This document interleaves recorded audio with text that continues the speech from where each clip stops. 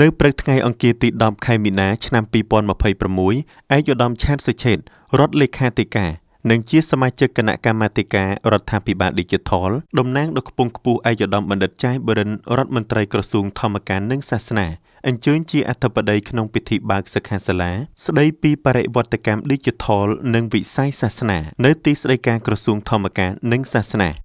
ក្នុងពិធីនេះ មានការអញ្ជើញចូលរួមពីសំណាក់ឯកឧត្តមលោកជំទាវ អនុរដ្ឋលេខាធិការក្រសួងធម្មការនិងសាសនា ប្រធាននាយកដ្ឋាន ប្រធានមន្ទីរធម្មការនិងសាសនា លោកស្រី និងមន្ត្រីរាជការជាច្រើនរូប តាំងនាមឯកឧត្តមបណ្ឌិត ចៃ បរិន រដ្ឋមន្ត្រីក្រសួងធម្មការនិងសាសនា ឯកឧត្តមរដ្ឋលេខាធិការ បានចូលរួមអបអរសាទរ និងសូមកោតសរសើរចំពោះឯកឧត្តមលោកជំទាវ លោកស្រី និងសិក្ខាកាមទាំងអស់ដែលបានខិតខំប្រឹងប្រែងលះបង់កម្លាំងកាយចិត្តនិងពេលវេលាដើម្បីចូលរួមក្នុងវគ្គបណ្ដុះបណ្ដាលស្ដីពីបរិវត្តកម្មឌីជីថលនិងវិស័យសាសនាសម័យបច្ចេកវិទ្យាដែលកំពុងរីកចម្រើនយ៉ាងជឿនលឿនបរិវត្តកម្មឌីជីថលបានក្លាយជាផ្នែកមួយដ៏សំខាន់នៅក្នុងជីវិតប្រចាំថ្ងៃរបស់មនុស្សគ្រប់វ័យនិងគ្រប់វិស័យវាមិនត្រឹមតែផ្លាស់ប្ដូររបៀបរបបការងារការសិក្សានិងទំនាក់ទំនងប៉ុណ្ណោះទេប៉ុន្តែថែមទាំងបង្កើតឱកាសថ្មីៗសម្រាប់វិស័យសាសនាក្នុងការចែករំលែកគុណតម្លៃសីលធម៌និងការអប់រំផ្លូវចិត្តដល់សង្គមយ៉ាងទូលំទូលាយ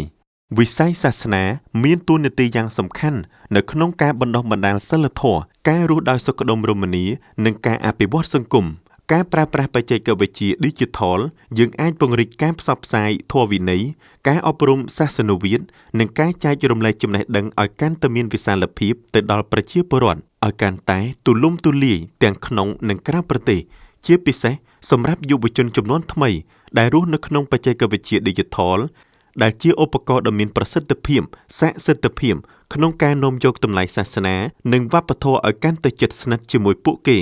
ដើម្បីចូលរួមចំណែកក្នុងការអនុវត្តគោលនយោបាយរដ្ឋាភិបាលឌីជីថលកម្ពុជា2022-2035ឲ្យកាន់តែមានប្រសិទ្ធភាពនិងការកសាងរដ្ឋាភិបាលឌីជីថលលើកកម្ពស់គុណភាពជីវិតនិងទំនុកចិត្តប្រជាពលរដ្ឋតាមរយៈការបម្រើសេវាកម្មសាធារណៈឲ្យកាន់តែល្អប្រសើរស្របតាមចក្ខុវិស័យនិងគោលនយោបាយរបស់រាជរដ្ឋាភិបាលកម្ពុជាឆ្លើយតបទៅនឹងនវានុវត្តន៍នៃបច្ចេកវិទ្យាវិទ្យាសាស្ត្រទំនើបហើយធានាបាននូវចីរភាពការតាំងនៅឋិតថេរនៃវិស័យសាសនាស្របតាមកម្មវិធីគោលនយោបាយនិងយុទ្ធសាស្ត្របញ្ចកោណដំណាក់កាលទី1របស់រាជរដ្ឋាភិបាលនីតិកាលទី7នៃរដ្ឋសភាក្រោមការដឹកនាំប្រកបដោយគតិបណ្ឌិតរបស់សម្ដេចមហាបវរធិបតីហ៊ុនម៉ាណែតនាយករដ្ឋមន្ត្រីនៃព្រះរាជាណាចក្រកម្ពុជាដែលមានក្រសួងធម្មការនិងសាសនាជាសេនាធិការរដ្ឋាភិបាល